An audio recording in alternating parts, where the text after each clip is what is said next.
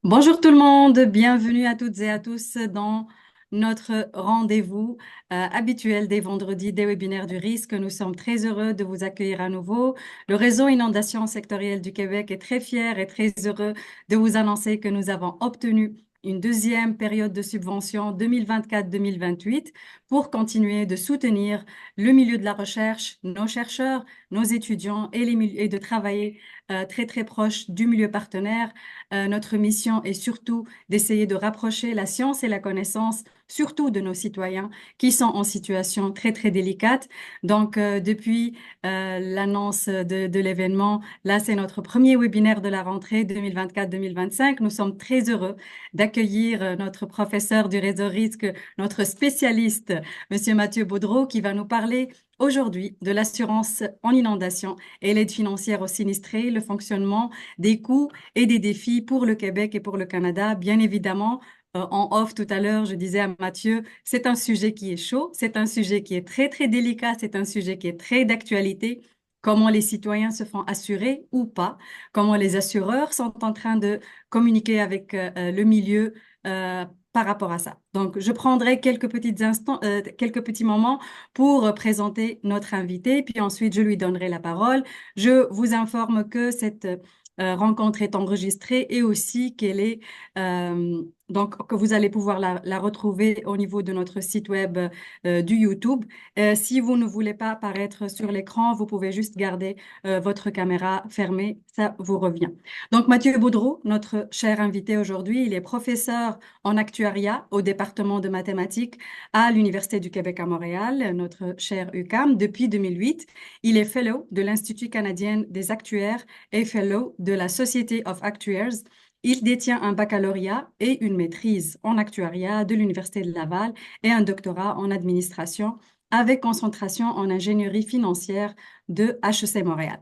Ses intérêts de recherche portent sur la modélisation des impacts financiers des risques liés au climat, notamment les impacts des changements climatiques en actuariat et en finance, réassurance de dommages et régime de retraite, ainsi que l'assurance inondation au Canada. Il a publié en actuariat, en sciences du climat et en finance, et il est aussi membre régulier du Centre pour l'étude et la simulation du climat à l'échelle régionale, le Centre ESCAIR, et du réseau Inondation intersectorielle du Québec, le réseau Risque. Il est aussi, et il collabore aussi fréquemment avec le secteur public et privé par le biais de partenariats de recherche. Mathieu, bonjour, bienvenue. À vous la parole. Merci beaucoup, Manel, pour la présentation. Puis merci aussi pour l'invitation. Donc, la présentation d'aujourd'hui fait suite principalement aux événements, donc aux inondations que subit le Québec suite au passage à l'ouragan Débit. Donc, c'était aussi une opportunité pour nous tous là, donc de discuter de l'assurance inondation et de l'aide financière aux sinistrés, donc comprendre comment tout ça fonctionne. Donc, OK.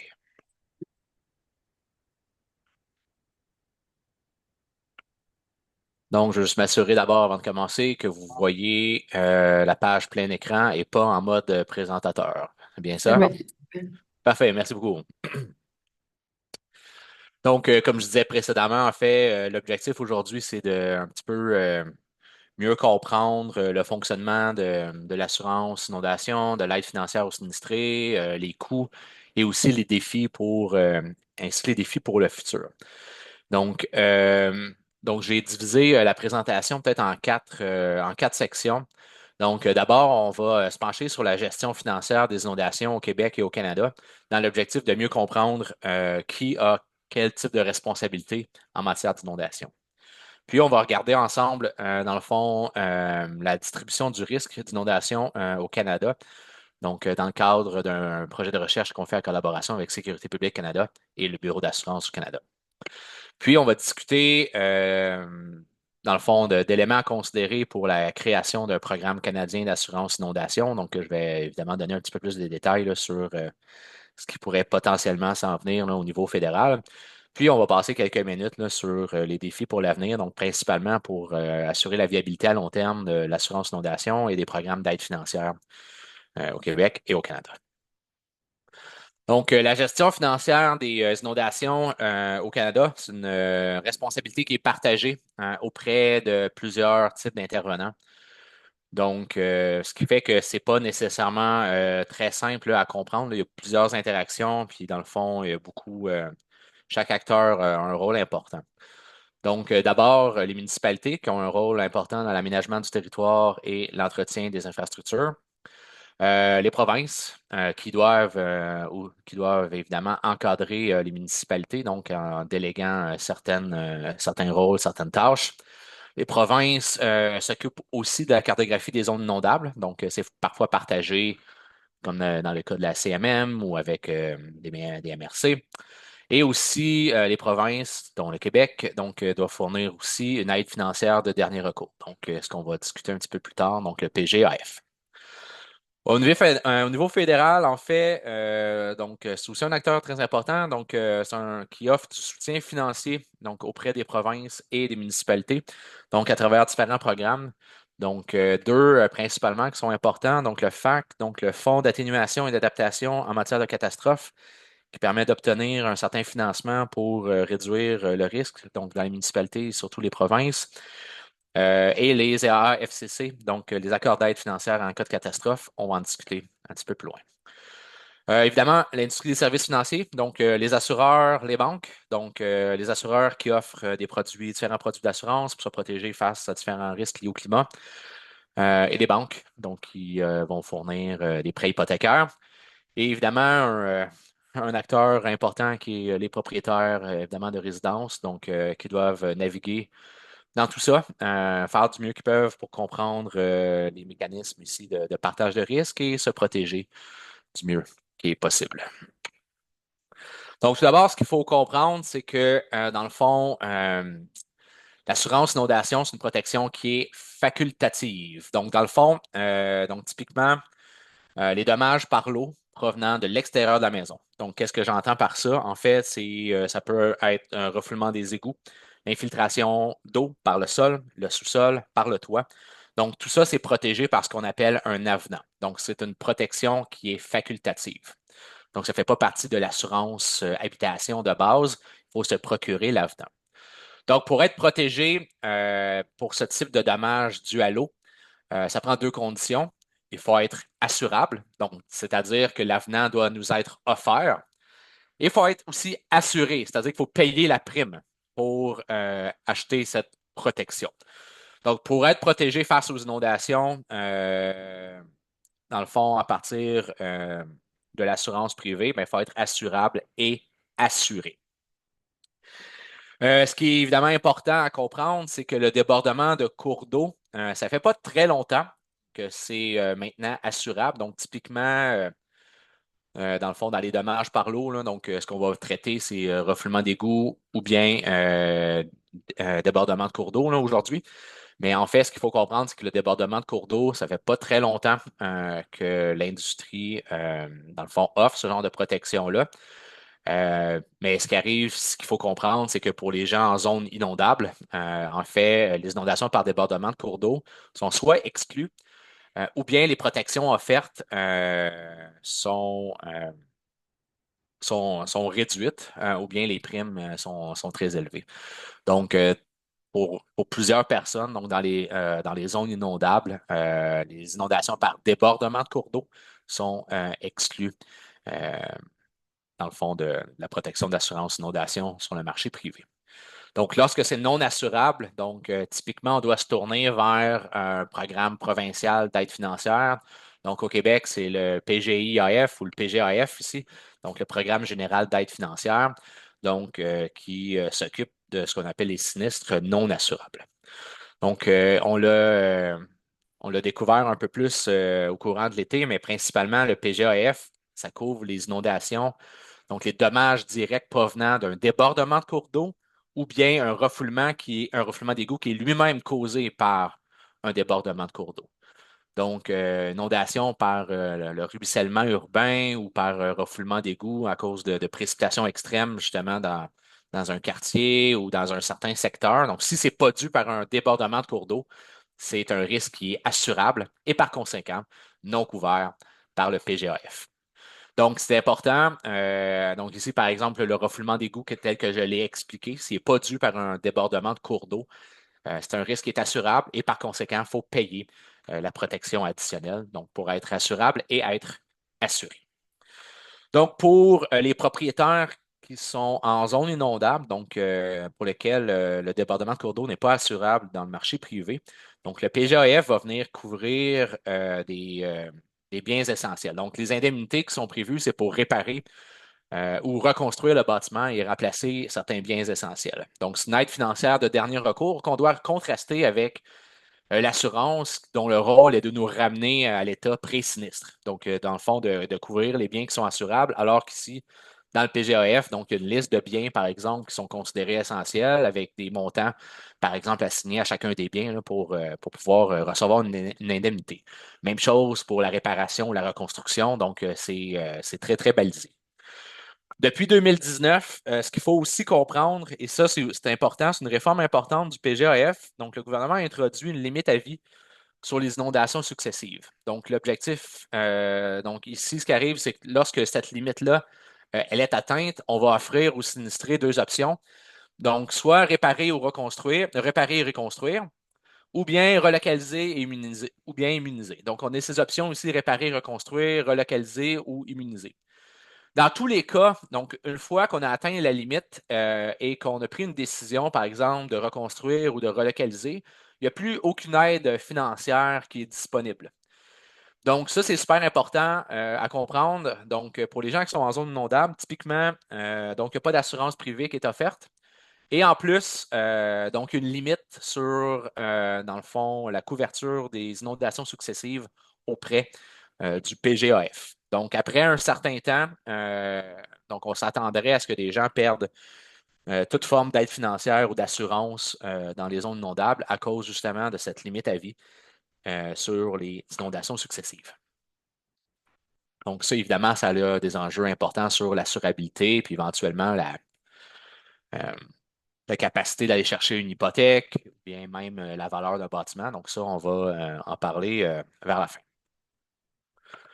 Le gouvernement fédéral, donc, on en parle moins, mais c'est un acteur qui est très important. En fait, c'est que les dépenses engendrées par le PGAF sont en partie remboursées par le gouvernement fédéral via ce qu'on appelle les AFCC, donc les accords d'aide financière en cas de catastrophe. Donc, ça, c'est une formule, il y a une formule de partage préétablie entre, dans le fond, entre les provinces et le gouvernement fédéral pour venir indemniser les provinces qui ont subi des catastrophes trop importantes. Donc, la formule ici, elle est progressive et en fonction du nombre d'habitants. Donc, par exemple, pour des sinistres mineurs éligibles aux AFCC, donc la province va payer peut-être 90% des dépenses éligibles et 10% va être remboursé par le fédéral. Pour des inondations plus importantes, là, donc ça peut aller, même catastrophique, ça peut aller à l'inverse. Donc, que le gouvernement fédéral va couvrir jusqu'à 90% des pertes au-delà d'un certain seuil. OK? Donc, il y a une formule progressive ici de partage de risque.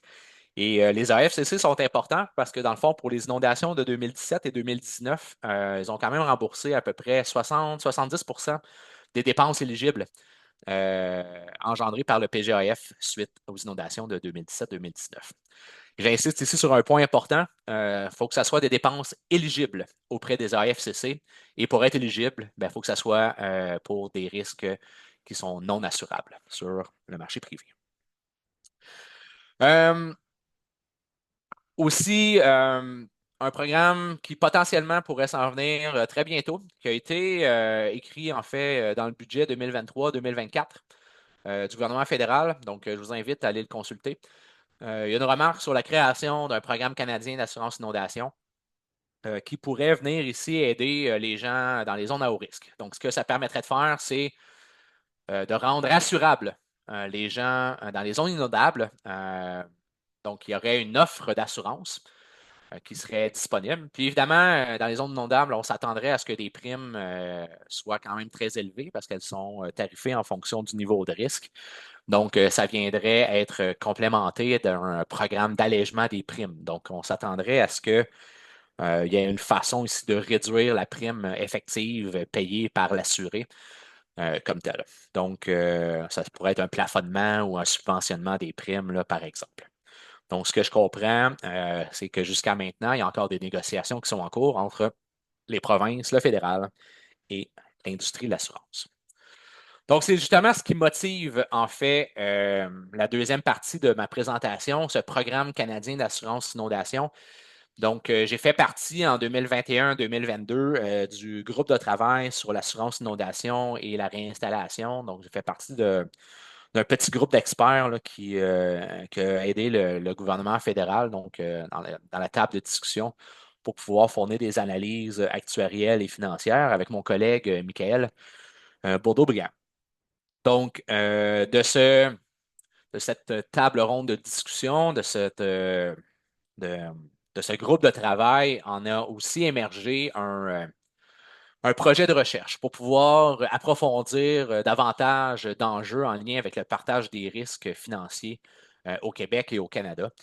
Donc, un partenariat de recherche ici avec Sécurité publique Canada et le Bureau d'assurance Canada avec mes collègues, comme je le disais, Michael, Jason Thistlethwaite à l'Université Waterloo et Daniel Enstra à l'Université Waterloo également. Donc, ce que je vais vous présenter aussi aujourd'hui dans la deuxième partie, ce sont des travaux de recherche réalisés avec deux de nos étudiants à l'UQAM, donc Gabriel Morin et Jacob Chenette au département de mathématiques. Donc, l'objectif, dans le fond, de la deuxième partie de la présentation, c'est vraiment de mieux comprendre le risque d'inondation au Canada, comment il est distribué à travers le pays. Donc, pas seulement à travers les provinces, mais aussi discuter de ce qu'on appelle la concentration du risque. Donc, ça va venir dans les prochaines minutes. Donc, pour pouvoir évaluer le risque d'inondation au pays, c'est un travail, c'est un énorme travail qu'on a dû abattre en plusieurs mois dans un contexte où on a des données, certes très utiles, mais souvent imparfaites. Donc ce qu'on a fait, c'est qu'on a, dans le fond, créé, euh, créé une base de données d'exposition euh, au risque d'inondation. Donc, dans le fond, vraiment essayer pour chacun des bâtiments résidentiels au pays, par exemple comme les maisons unifamiliales, les duplex, donc ce genre de résidence. Donc, essayer de le cartographier partout au Canada. Donc, à partir de données de Statistique Canada, à partir de données aussi de d'autres jeux de données, donc ici de DMTI Spatial, CanMap Address Points, des données aussi d'Opta sur les caractéristiques des bâtiments. Donc, l'objectif ici, c'était vraiment d'assigner à chacun ici des 10 millions de propriétés individuelles, donc de géolocaliser chacune des propriétés individuelles et d'assigner des caractéristiques de bâtiments. Puis à partir de ça, dans le fond, on a travaillé avec un consultant en modélisation des inondations et en catastrophes naturelles, ici, CatRisk, qui nous a fourni, dans le fond, des outputs de modèles d'inondation à partir de notre base de données d'exposition. Donc, c'est ça qu'on va analyser au cours des prochaines minutes. Et ça nous a fourni la base, dans le fond, pour aussi plusieurs publications. Donc, la composante exposition, donc, c'est nous qui l'avons créée à partir de tous ces jeux de données-là. Donc, chapeau à Gabriel et à Jacob là, pour ce travail vraiment important qui a été accompli. Puis, les composantes d'aléas et de vulnérabilité, dans le fond, ont été prises en charge par CatRisk, donc à partir d'un modèle d'inondation à large échelle. Donc, vous pouvez remarquer la résolution ici, 30 mètres. Là, donc, on n'est pas ici dans un écras là, à 1 mètre ou à 50 centimètres de résolution. Donc, on est à quelque chose à plus large échelle. Autre chose, autre faiblesse, ça fait partie des enjeux, des défis qu'on a avec les données au Canada. Donc, les courbes de dommages sont basées sur des données américaines. Donc, je vais en parler justement des enjeux liés aux données. Donc, ici, un étape, dans le fond, un résumé des étapes de la modélisation. Donc, vous voyez en haut à droite une illustration de ce qu'on appelle une aire de diffusion, qui ici est composée de 4 îlots de diffusion. Donc, c'est délimité par des rues, c'est des unités géographiques par Statistique Canada. Donc, à partir du nombre de logements qu'on avait par aire de diffusion, donc, et des bases de données de DMTI, donc, on a assigné une géolocalisation à chacun des bâtiments, comme en bas à droite, vous pouvez voir. Et à partir de ça, ben, on a aussi assigné des caractéristiques de bâtiments qui sont importantes pour l'évaluation du risque d'inondation. OK? Donc, ça, on le fait avec les données d'Opta à partir des données qu'on avait par aire ou par îlot de diffusion. Ensuite, on a envoyé ce jeu de données à Catrice qui a simulé le risque d'inondation. Donc, on avait une représentation du risque d'inondation bâtiment par bâtiment au pays. Et aussi des simulations, donc des dizaines de milliers de simulations d'événements synthétiques, ce qui nous permet de vraiment comprendre euh, différentes quantités importantes en lien avec les inondations. Donc, c'est ce qu'on a ici en résumé.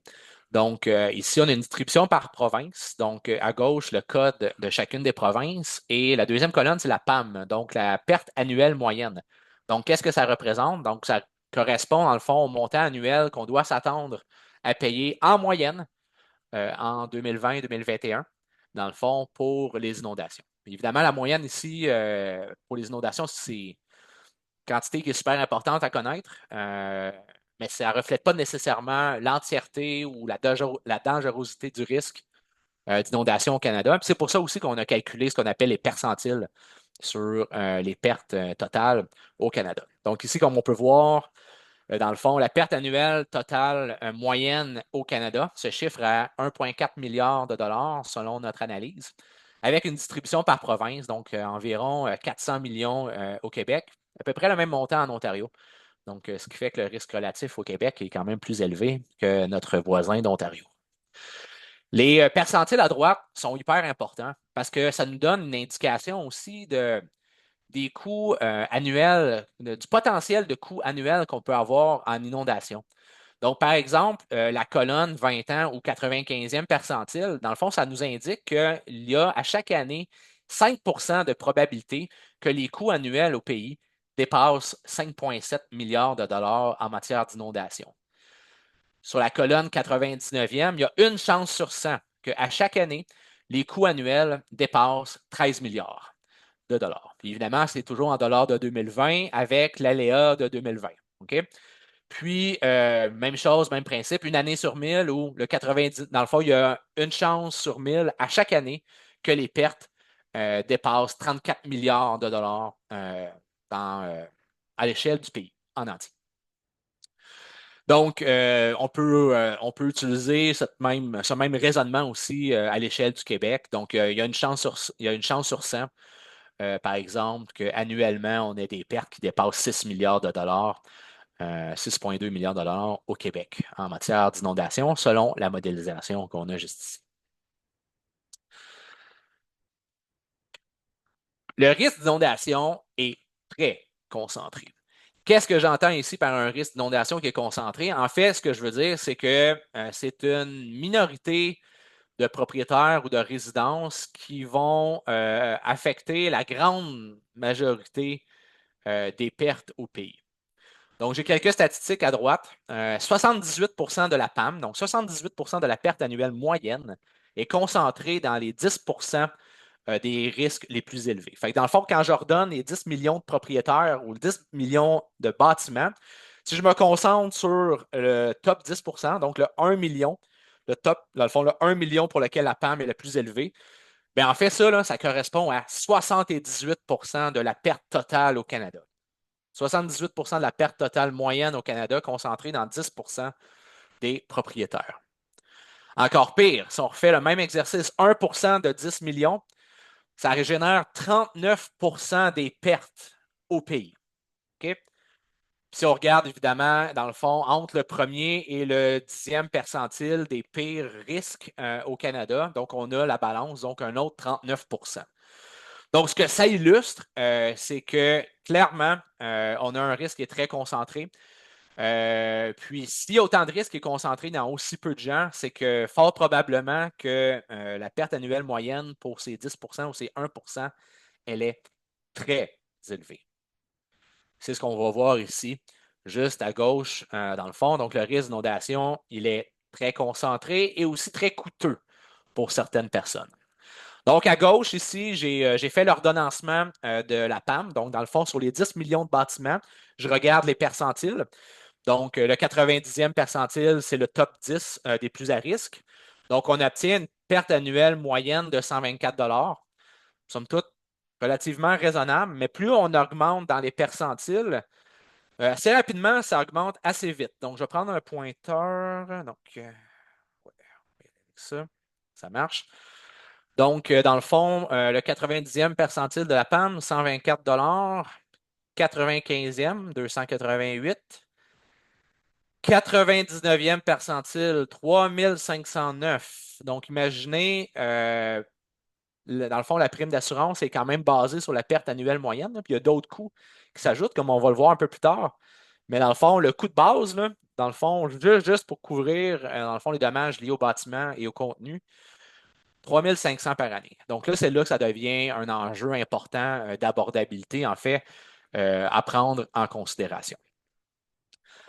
La colonne de droite, la troisième, c'est une normalisation de la PAM par rapport à la valeur assurée. Donc ici, dans le fond, qu'est-ce que ça représente pour la 99e percentile? Ça correspond à une perte annuelle moyenne de 22 par tranche de 100 000 de valeur assurée. OK?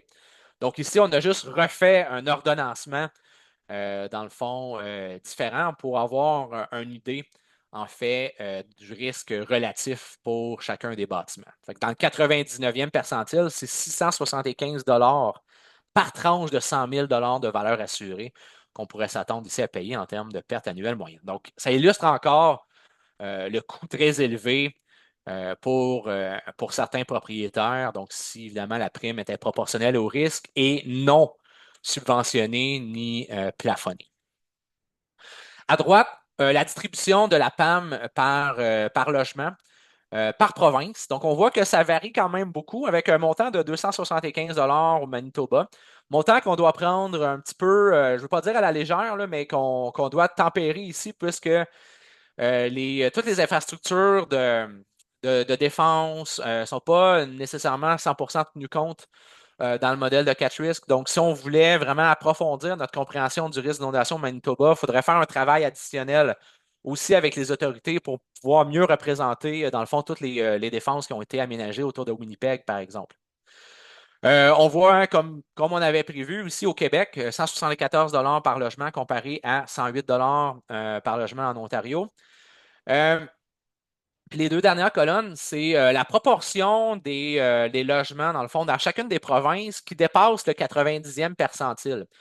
Donc, le 90e percentile de la PAM au Canada, c'est 124 $. Donc, par exemple, au Québec, il y a 10% des bâtiments pour lesquels la PAM est supérieure à 124 $, ce qui est légèrement au-dessus de ce qu'on s'attendrait à l'extérieur de la province. Mais il y a d'autres provinces qu'on voit, comme la Colombie-Britannique et aussi, comme je l'ai dit, avec le Manitoba, donc qui sont supérieurs à 10%. Le 99e percentile, 3509. Donc, ici, dans le fond, on voit aussi comment c'est concentré. Colombie-Britannique, par exemple, 1,8%. Ça, c'est une explication assez simple là, pour la Colombie-Britannique. C'est évidemment la valeur des bâtiments qui est très élevée, là, qui ici va venir, s'il est au-dessus de la moyenne nationale, bon, mais va venir aussi euh, affecter la PAM par logement et ainsi les percentiles par province.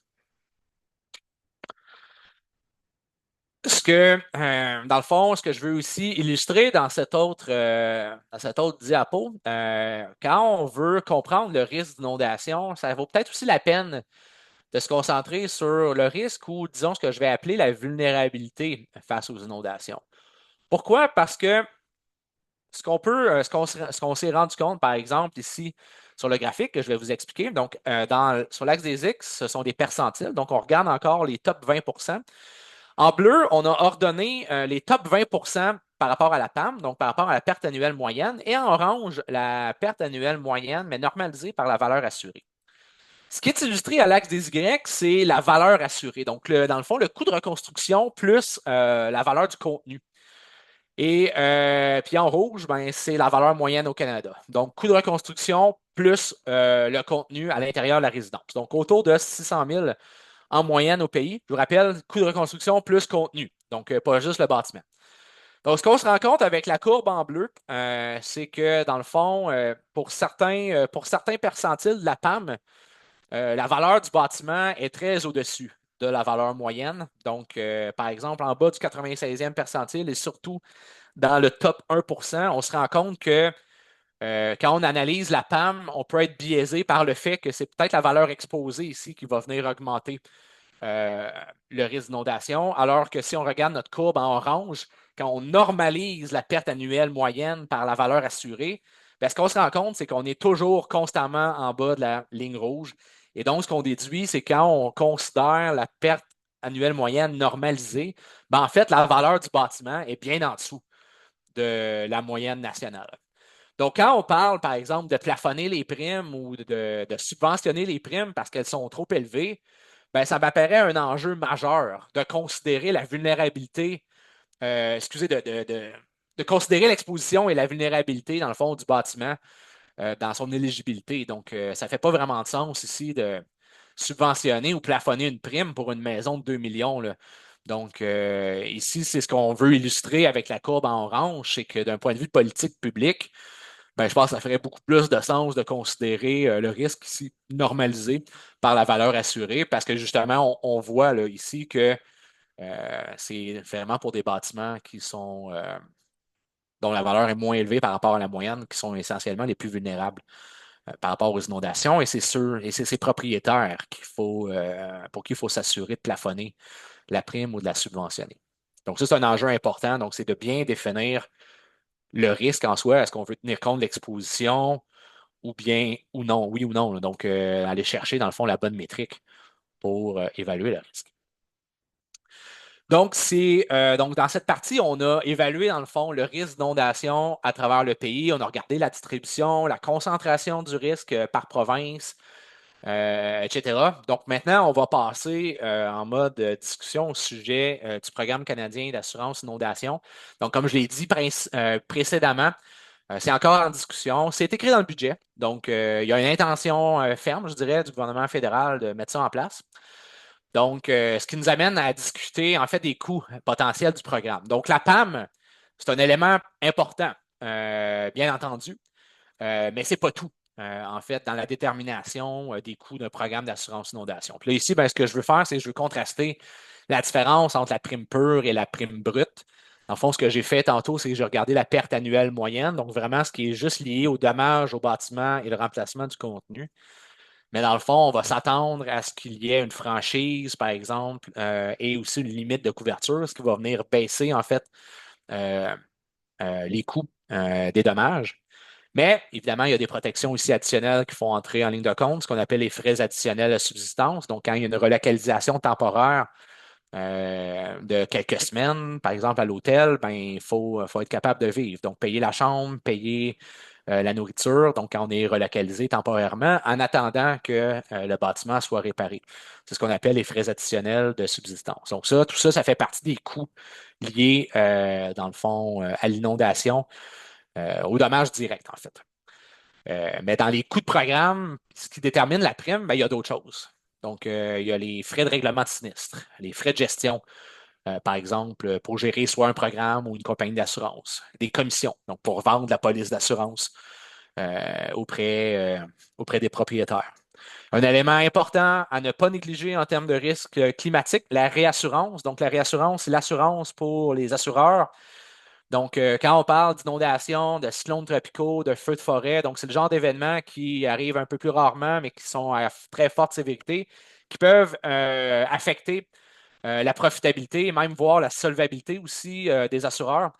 Donc, c'est super important pour un assureur de réassurer une partie de son livre, de son portefeuille d'assurance pour venir stabiliser ici les coûts. Donc, puis la réassurance, ben, ça s'opère principalement sur les marchés internationaux. Donc, ben, ça, c'est un coût qu'on doit aussi ajouter, puis c'est un coût qui est nécessaire pour pouvoir s'assurer que les assureurs et les programmes puissent être relativement stables là, en termes de profitabilité à travers le temps. Donc, à droite, j'ai mis une répartition approximative basée sur les données du BAC et de l'AMF, dans le fond, entre ce que j'appelle la prime pure, les frais d'exploitation, donc ce qu'on a à gauche, hein, les composantes, les quelques composantes de la prime brute, les impôts et bénéfices après impôts. Donc, à partir de ce qu'on nous a fourni par CatRisk, donc nous avons avec l'équipe évalué dans le fond les coûts annuels d'un programme sous pleine participation.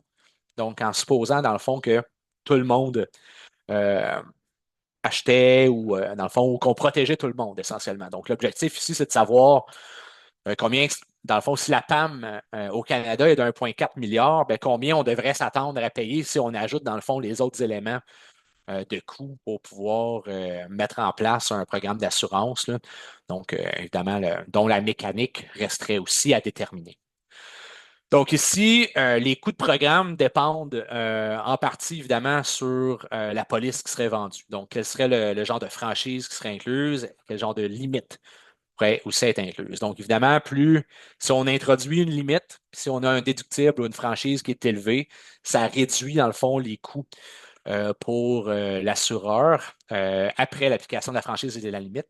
Mais c'est aussi un transfert en partie de risque là, aussi auprès de l'assuré. Donc, évidemment, si on a une franchise de 25 000 à payer, ça veut dire que le premier 25 000 de dommages est à la charge de l'assuré. S'il y a une limite de 300 000, ça voudrait dire qu'en plus du premier 25 000, les dommages au-dessus de 300 000 sont aussi à la charge de l'assuré. Donc, ce qui crée aussi ce qu'on appelle dans le jargon un risque résiduel. OK? Donc, c'est un choix. C'est un vase communicant. Donc, plus on assure, moins on assure de risque. Donc, à l'aide d'un choix de franchise ou d'une limite, ben, plus il y a du risque résiduel pour les assurés. Donc, avec différentes hypothèses ici d'évaluation pour les frais de règlement, la réassurance qu'on peut évaluer à partir de notre catalogue synthétique d'inondation. Donc, on doit couvrir les percentiles les plus élevés en lien avec les inondations. Je te vois apparaître, Manel, y a-t-il un enjeu de temps ou Non, OK, parfait, merci. Non, non, non. OK. Donc, ce qui fait que lorsqu'on tient compte de franchise, la limite, ainsi que des différents frais, dans le fond, on s'attendrait ici à ce qu'un programme qui couvre tout le monde puisse coûter entre 1,4 milliard jusqu'à 2,2 milliards. Mais évidemment, le programme, je ne pense pas qu'il soit envisagé pour couvrir nécessairement tout le monde. Donc, donc c'est pour ça qu'on a des considérations ici à tenir compte additionnelles pour l'évaluation des coûts. Donc, est-ce que la participation serait obligatoire ou facultative et pour qui? Donc, qui serait ciblé par le Programme canadien d'assurance inondation? Donc, on a en tête principalement les gens à haut risque. OK, mais il faut le définir. Qui est à haut risque? Puis encore une fois, comme je disais précédemment, il faut définir haut risque. Donc, comment on tient compte de la valeur d'exposition dans ce cas-là? Euh, Aussi l'interaction avec les AFCC et les programmes provinciaux. Donc, c'est important parce que si on décide d'exclure, par exemple, le top 1% qui accapare 39% du risque, ben, c'est un 1% qui va être à la charge de quelqu'un d'autre.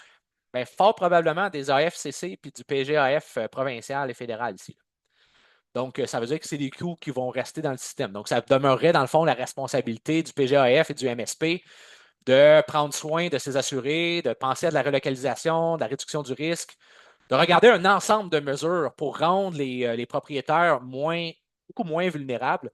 Et évidemment, on garde en tête que la relocalisation, c'est une mesure de dernier recours. Okay? Donc, on essaie le mieux protéger le plus possible, dans le fond, les bâtiments pour les rendre les moins vulnérables possibles. Et si si c'est pas rentable de ces mesures-là, bien, ultimement, on peut penser en dernier recours à la relocalisation. La stabilisation des résultats annuels. Ben, si vous vous souvenez des percentiles, hein, donc 15 milliards avec 13 milliards avec 1% de probabilité, quand même un montant qui est important. Donc, ça peut monter davantage. Donc, si on veut s'assurer que le programme reste solvable et viable à long terme, il faut penser à des mécanismes ici pour le rendre stable. Donc, inclure, par exemple, via le programme de la réassurance internationale ou une intervention du gouvernement fédéral pour venir ici stabiliser les résultats annuels. Donc, s'il y a des années où justement les pertes sont excessivement importantes. On l'a vu tantôt, les PAM sont très élevés pour une minorité d'assurés. Donc, si il y avait une assurance facultative qui couvre le débordement de cours d'eau dans les zones inondables qui était offerte, ben, ça doit venir de pair avec un programme de subventionnement ou de plafonnement des primes. OK? Donc, je ne pense pas qu'il y ait des gens qui soient bien intéressés à payer plusieurs milliers de dollars par année pour se couvrir contre les débordements de cours d'eau. Donc, ça doit venir avec un programme de subventionnement et ou de plafonnement des primes, donc un programme d'allègement de primes ici. La question demeure encore, qui va payer pour l'allègement des primes ici? Donc, évidemment, c'est à discuter entre le fédéral et les provinces. Et évidemment, quand on met un programme d'assurance en place, ben, il faut le capitaliser. Donc, qui le capitaliserait et de quelle façon? Donc, je vais conclure sur 3 diapos de défis pour l'avenir, vraiment important pour la viabilité à long terme, je dirais, de nos programmes d'aide financière et les programmes d'assurance euh, qu'on a, donc programme privé et peut-être éventuellement notre programme public d'assurance inondation. Bon, premièrement, il y a des pressions importantes sur l'assurabilité. Donc, on l'observe, on voit que les coûts sont en augmentation, donc principalement à cause d'une combinaison d'urbanisation rapide, des changements climatiques. Donc, on voit des précipitations extrêmes dans des courts laps de temps. Donc, avec nos systèmes qui sont incapables ou ils ont plus de difficultés à gérer tout ça. Donc, sachant même qu'il y a aussi des désuétude de nos infrastructures. Puis, on combine ça avec une inflation qui est quand même importante, surtout quand c'est plus important que la plupart des paniers de biens, en fait, tout ce qui est lié à la construction et à la reconstruction, et aussi à une augmentation de la valeur dans les zones à risque. Donc, par exemple, rendre nos sous-sols en espace habitable un espace de vie, en milieu de vie, ben, ça augmente la valeur, évidemment, des maisons, des bâtiments. Puis c'est les sous-sols qui sont affectés en premier, évidemment, en cas d'inondation. Donc, quand je parle d'assurabilité, c'est la capacité à soit souscrire une assurance dans le milieu privé ou bien à obtenir une aide financière du gouvernement. Donc, c'est-à-dire d'aller chercher une protection adéquate et à un prix raisonnable. Donc, il y a une pression sur l'assurabilité, on l'a vu. Donc, on en a discuté précédemment. Donc, si on parle des gens en zone inondable, l'assurance privée est peu ou pas disponible, à moins que le programme canadien d'assurance inondation entre en fonction. Et on doit aussi tenir compte du fait qu'il y a une limite à vie dans les zones inondables, donc introduite dans le PGAF. Donc, tout ça, ça fait partie des éléments à considérer dans l'assurabilité. Donc, ce que j'entrevois pour les prochaines années, c'est la faisabilité, c'est l'assurabilité des sous-sols en général. Donc, en combinant les refoulements d'égouts et les débordements de cours d'eau, bien évidemment, j'ai l'impression personnelle que les sous-sols pourraient être moins assurables. Ça voudrait dire quoi? C'est que éventuellement les primes ou bien les niveaux de protection pourraient changer. Donc, en termes de franchise et de limites, comme tel. On le voit parfois, on l'a vu parfois au Québec, au Canada. Ben, dans certains secteurs, quand ça devient vraiment un enjeu, le refoulement d'égouts, bien euh, le débordement de cours d'eau, ben, par exemple, ben, il y aura un retrait. Donc, un retrait dans certains quartiers. Puis dans ce cas-là, ben, ça retourne au gouvernement, dans le fond, la responsabilité d'accroître l'assurabilité via de l'aide financière. Donc, comme on le voit avec le débordement de cours d'eau et les discussions qui se passent entre le fédéral, les provinces et l'industrie. Deuxième défi, il faut encourager la réduction du risque. Donc, reconstruire en mieux. En fait, je comprends les impératifs financiers pour le PGAF ou bien pour l'assurance. Donc, l'assurance, c'est de ramener à l'état pré-sinistre. Pour le PGAF, c'est couvrir des biens essentiels. Mais si on veut, si on veut rendre les gens plus résilients dans l'avenir face aux inondations, il faudra peut-être penser à investir davantage pour mieux reconstruire. Donc, utiliser des matériaux, par exemple, qui sont imperméables ou des trucs comme ça, donc ce qui nécessite des coûts additionnels. L'idée des certificats de résilience, aussi donc d'être capable, par exemple, de vraiment évaluer exhaustivement à l'échelle de chacun des bâtiments individuels le niveau de vulnérabilité face aux inondations. Donc, par exemple, vulnérabilité par rapport à l'eau, le vent, la grêle et le feu. Mais le risque, c'est composé de l'aléa, la vulnérabilité et l'exposition. Donc, on peut être en vulnérabilité faible, mais si l'aléa est très élevé, il y a encore un risque potentiel. Donc, ça, c'est important, évidemment, d'en tenir compte. Mais ici, c'est pour pouvoir justement encourager la réduction du risque à l'échelle individuelle. L'échelle collective, des incitatifs économiques, donc des politiques publiques qui encouragent l'adaptation et la réduction du risque. Donc, on peut penser à la gouvernance du risque, donc les interactions entre les AFCC et, dans le fond, les provinces et le PGAF. On peut aussi penser au FAC, donc le Fonds d'atténuation et d'adaptation en matière de catastrophe, donc s'assurer, dans le fond, que c'est les gens les plus à risque ici qui peuvent aller chercher l'aide financière, peut-être mettre certaines conditions d'aller chercher l'aide financière avant d'être éligible, par exemple, aux AFCC.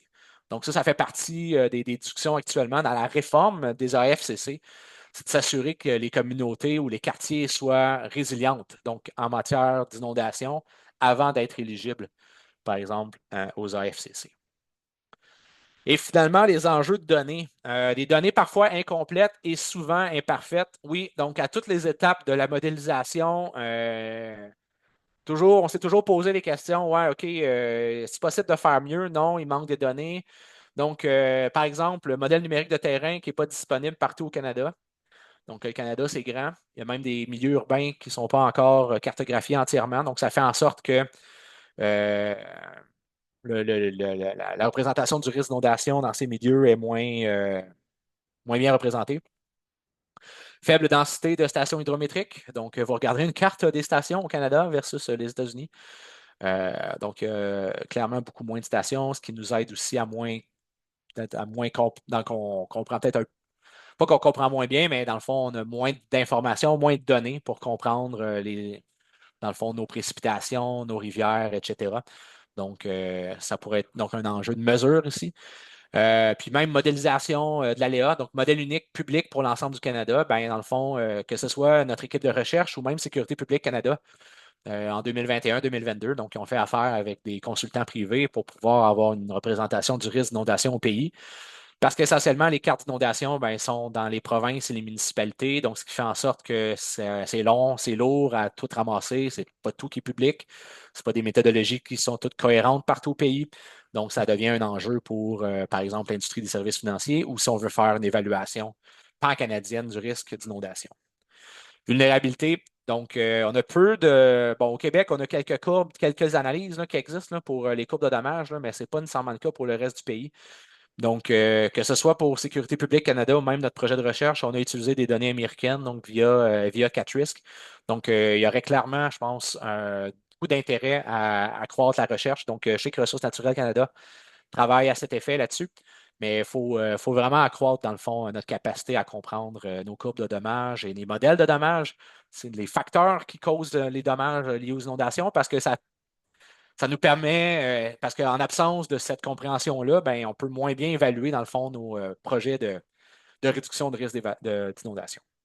Et aussi dans l'exposition, donc la géolocalisation. Donc, ça, il y a du progrès, mais dans le fond, en termes de caractéristiques des bâtiments, l'environnement bâti, donc ça, il y a encore des données, là, je pense, qui pourraient être améliorées donc, pour mieux représenter le risque d'inondation. Donc, plus de détails dans la référence suivante. Donc, l'article est à paraître dans Journal of Flood Risk Management, mais il est disponible actuellement. La version antérieure est disponible sur Archipel. Donc, vous pouvez le télécharger immédiatement. Donc, je vous remercie pour votre temps. Donc, je vais prendre des questions. Merci pour la Merci. présentation. Merci Mathieu. Merci Catherine. Tu veux prendre la période de questions? Oui, ben, j'ai déjà deux questions dans le chat que je peux lire. Donc, la première question, dans le fond, il y a un commentaire qui dit merci pour votre excellente présentation. Et ensuite, c'est avez-vous utilisé un modèle hydrologique dans votre étude? Si oui, lequel? Et est-ce que les changements climatiques sont pris en compte dans vos calculs de risque d'inondation? OK. Je peux vous référer au document technique ici de CatRisk pour, dans le fond, la modélisation du risque. Donc, toute la chaîne, dans le fond, du climat jusqu'au débit. Donc, c'est essentiellement le consultant qui a fait ça à travers le pays. Donc, ce que je peux vous dire, c'est que c'est en climat présent. Puis, on est en train de travailler pour pouvoir. Ça fait partie de la deuxième partie du projet de recherche qui s'étend jusqu'au milieu de 2025. Donc, d'inclure les changements climatiques dans tout ça.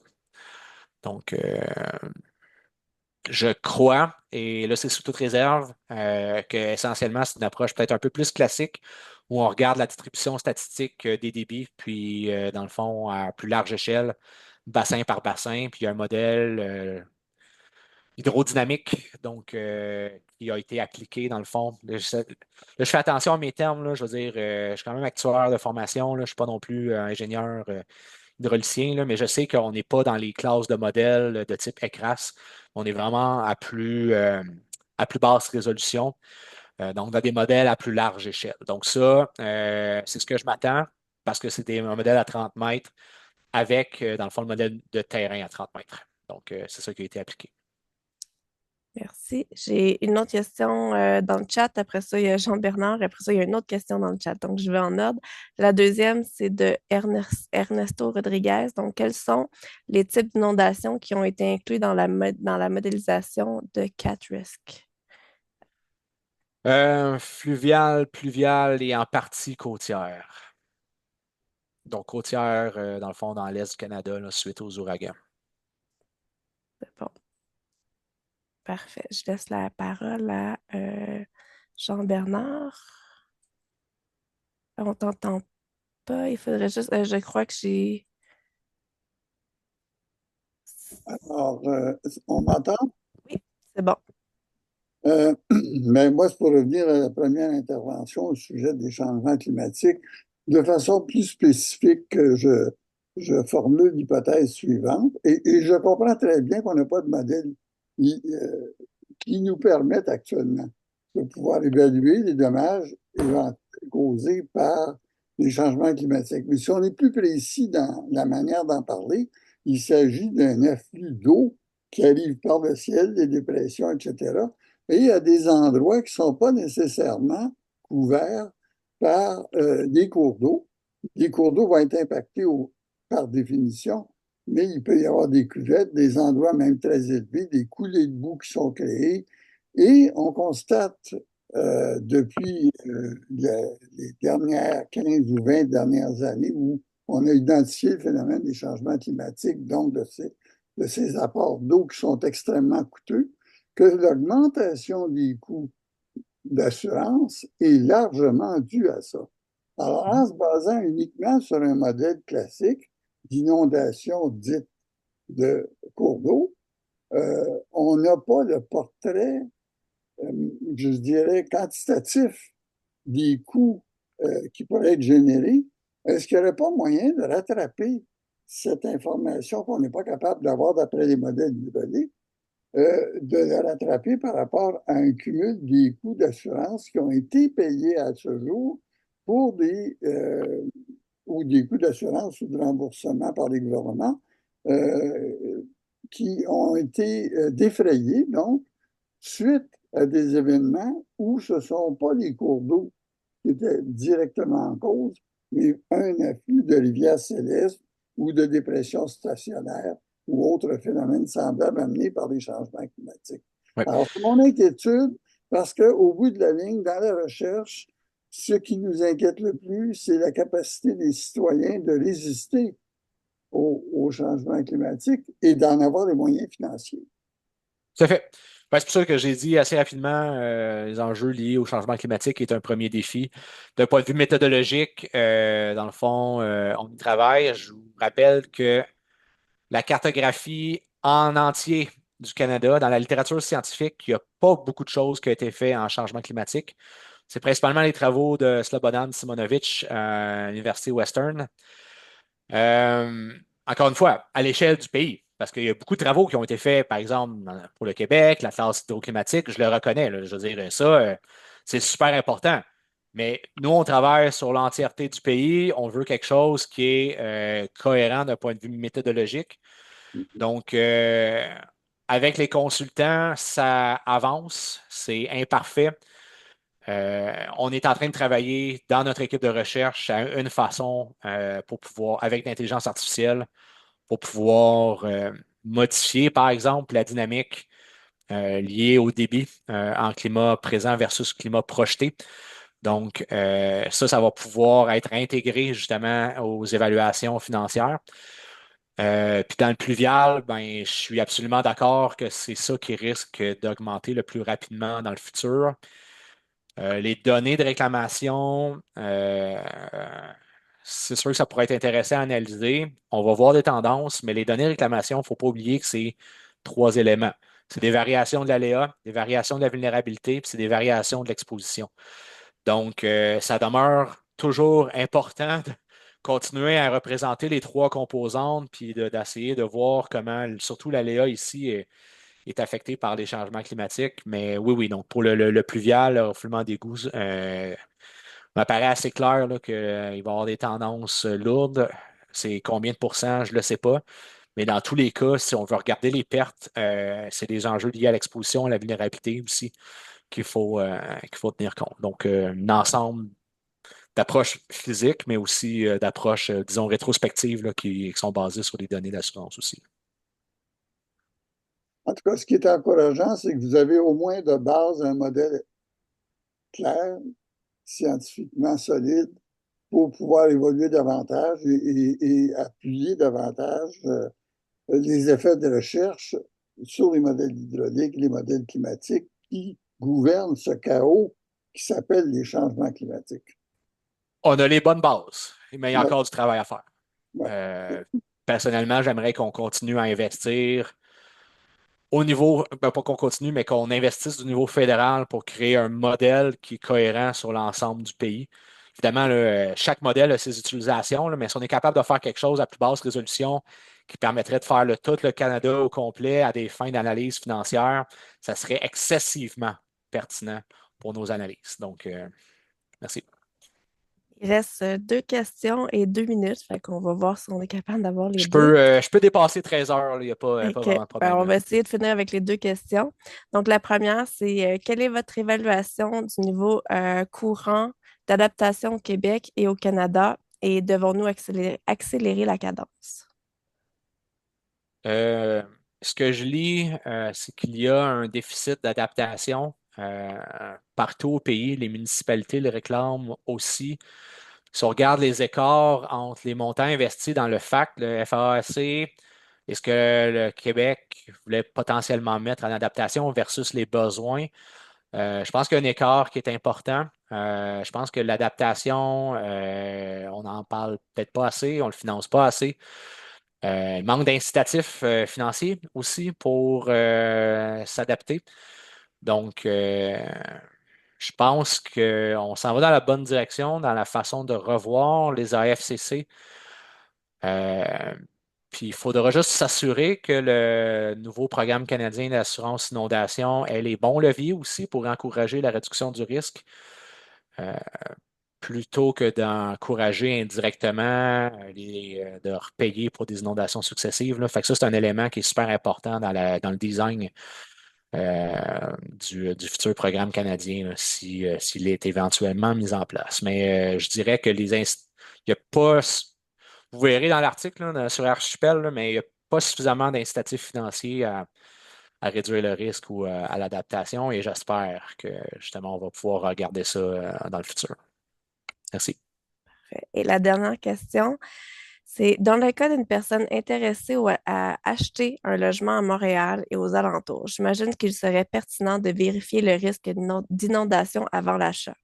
Quelle serait la meilleure stratégie ou ressource à consulter pour faire cette vérification? OK. Donc, comme plusieurs d'entre nous le savons, la CMM a mis en ligne une cartographie des zones inondables qui est non officielle, je le rappelle. Donc, non officielle, mais dans le fond, ça reflète l'état des travaux de la CMM pour la grande région de Montréal. Il faudrait voir avec la CMM, je ne sais pas s'il y a quelqu'un de la CMM qui peut se mouiller, là, quel genre d'inondation ici que c'est inclus. Est-ce qu'on parle de fluvial et pluvial ou seulement le débordement de cours d'eau?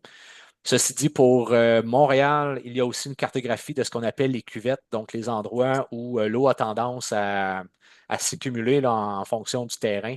Ça, c'est public. Reste que la cartographie des cuvettes, il faut avoir un petit peu de connaissances là, pour être capable de télécharger ça, mettre ça dans QGIS. Là. Je ne sais pas s'il y a une interface facile qui permet de consulter les données, mais je sais que l'outil mis en ligne par la CMM est vraiment facile à utiliser. Mais je dirais que sur l'île de Montréal, cuvette plus les données de la CMM, je pense qu'on a une bonne idée du risque. Pour l'ensemble de la CMM, dans le fond, ce qui a été mis en ligne par la CMM, donc peut évidemment être très utile. Ben, merci. Il y en a quelqu'un qui vient mettre le lien, je pense, justement, dans le chat. Et sinon, il y en a qui ont demandé s'ils vont pouvoir avoir accès aux documents techniques sur la modélisation. Et Ben, si oui, juste de télécharger l'article sur Archipel, là, donc OK. Fait qu'avavec ça, on peut y aller. il y a Parfait. plus de détails d'un point de vue technique là, OK. que j'ai extrait du document qui m'a été fourni. Parfait. C'est tout. Il n'y a pas d'autres questions. Merci pour la présentation. Merci à tout le monde d'avoir été présent. Et dans le fond, le webinaire va être disponible sur la chaîne YouTube du risque aujourd'hui ou en début de semaine prochaine. Merci beaucoup. Mais merci à tous. Super. Merci beaucoup. Au Bon revoir. après-midi. Au revoir.